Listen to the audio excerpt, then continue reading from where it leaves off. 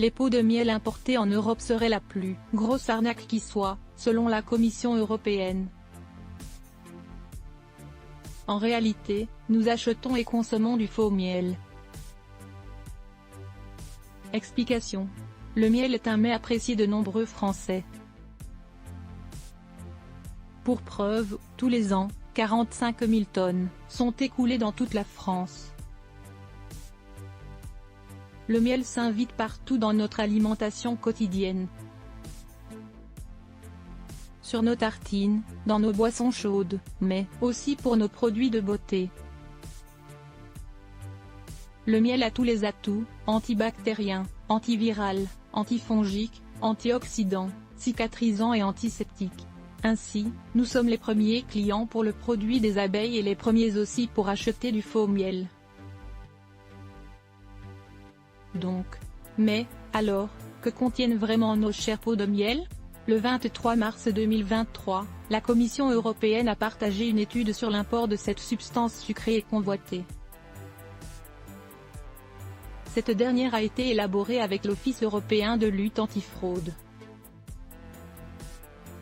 Le dossier a pointé du doigt un test effectué en laboratoire sur 320 lots de miel. Le résultat n'est pas réjouissant.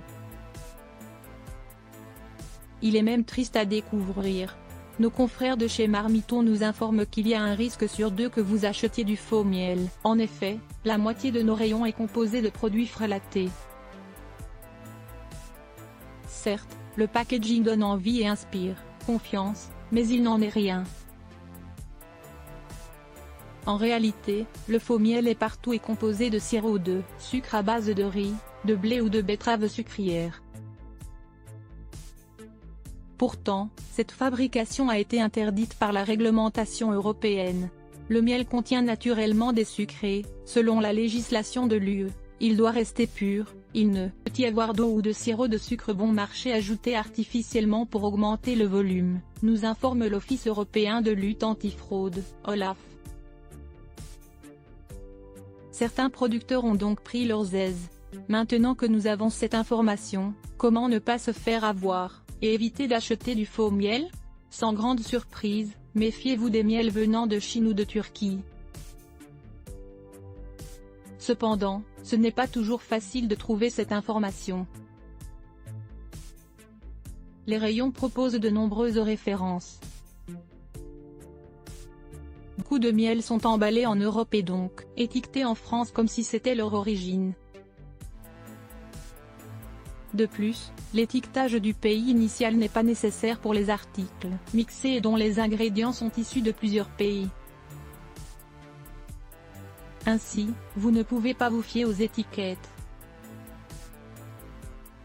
Par contre, le prix peut vous aider à détecter un faux miel. En effet, vous pouvez être sûr qu'un produit qui affiche un tarif très bas est forcément fabriqué avec des sirops de sucre, des colorants et des additifs. Ce phénomène entraîne une injustice totale pour les producteurs de bon miel. En effet, les consommateurs ont tendance à acheter moins cher, surtout avec l'inflation, alors qu'ils ne se rendent pas compte que c'est un faux miel. Certaines ONG ont dénoncé ce problème et cherchent aujourd'hui à mettre en place des règles plus strictes.